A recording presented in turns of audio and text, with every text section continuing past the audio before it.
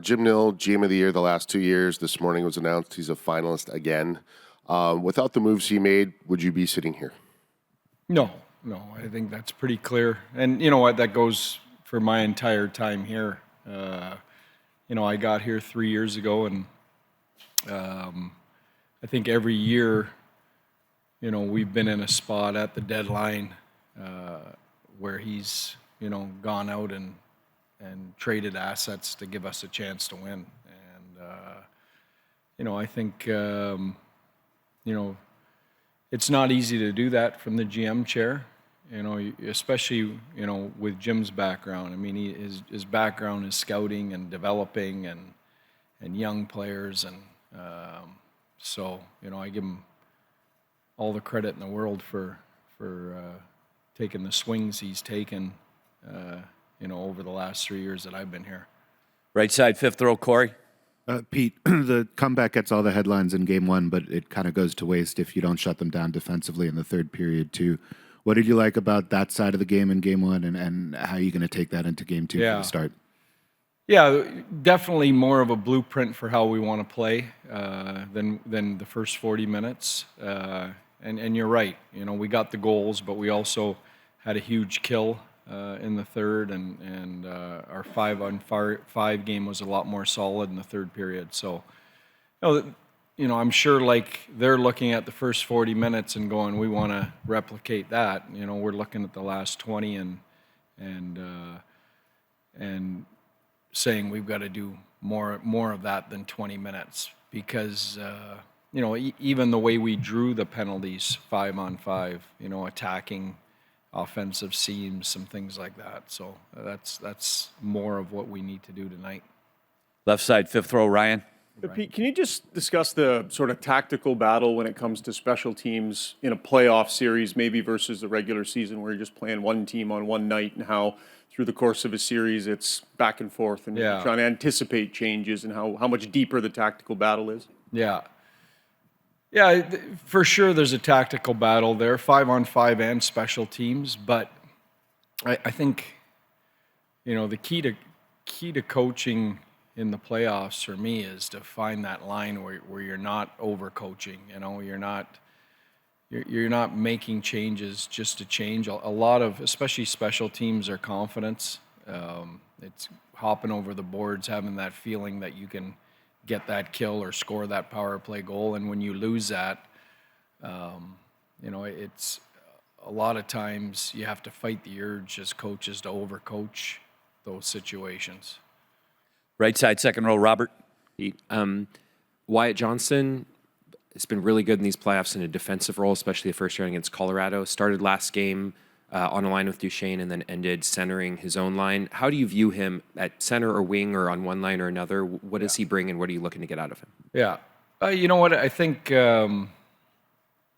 Wyatt, like the rest of our forward group, has had an up and down kind of playoff. I think the one thing about Wyatt that you can count on is the bigger the game, you can always count on him being there, and that's been the case even in this playoffs, Game 7 against Colorado.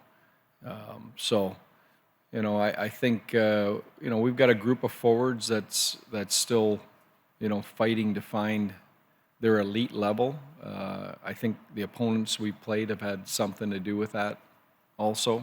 The fact that we were playing shorthanded for most of this playoffs, other than the last 3 games of the last round and the game 1 the other night. So, he's the last guy, or one of the last guys on my list that I'm worried about, whether he's going to be here and make an impact on this series and help us trying to move and go forward here. Left side, second row, Mike. Hey, Pete. How much do you guys work on 5-on-6, and how important is Essa in that? Obviously, being able to score from 140, 80 feet, whatever. Yeah, he's that's his shot. It's funny. He as soon as it was on his stick, I knew it was going in. I mean, I'm not sure he can hit the net all the time from 10 feet, but from 150, he's lights out. It's unbelievable. It's an unbelievable, confidence that he has, in that situation. And he's done it over and over in my time here. We work on 5-on-6. I think we put a little extra emphasis on it that the night we lost to Nashville, was it, here when we gave up the record-setting, what was it, 4 goals in the last 5 minutes or something like that. So I've always felt a confidence in our group in those situations until late in the season this year, and you know, we got burned a couple games there, and we've dialed in the detail after that. We'll take a couple more. Left side, fourth row, Mark. Pete, you have an interesting lineup structure. You got like kind of this veteran core of Sagan, Ben, Duchesne, and then you got like kind of guys in their prime, Rantanen, Hintz, Robertson, Heiskanen. And then you got young guys like Johnston and Harley. Is it cliquish in the room at all? Where does the leadership come from in that regard? How do those three kind of generations interact? Yeah, that's a great question. I think you know what, there's great interaction in our room. You know, I wouldn't say they're not 22 guys moving around as one. You know, we go on the road, there's not 22 guys at dinner. It's not that type of team. You know, the Finns do their thing. You know, and there's always groups, you know, of guys that kind of hang out together. But I think the one common denominator is our leadership and our veteran guys, Tyler Sagan, Jamie Benn. You know, that group of guys is really inclusive. You know, when it matters, I guess, is probably the most important part. And if you know those two guys, their personalities are really approachable. They're really humble. There's no entitlement in their leadership. You know, it's really you know, on a peer-to-peer level. They have a great way of communicating that way, as opposed to, you know, talking down to younger guys or you know, some of those other groups. So. Yeah, it's a great dressing room, and you know what, I've talked about this guy before, but you know, I always have to mention Joe Pavelski in those two. He's got a huge impact on how our room is. Last one, left side, first row. Pete, I'm assuming when you were growing up in Canada, you didn't think of Texas and Florida as being places where great hockey was going to be played, but you've had experience in both markets. Now, can you talk about what you've seen in the development of hockey in the South? Not only just professional teams that are good, but the development of young players. Yeah.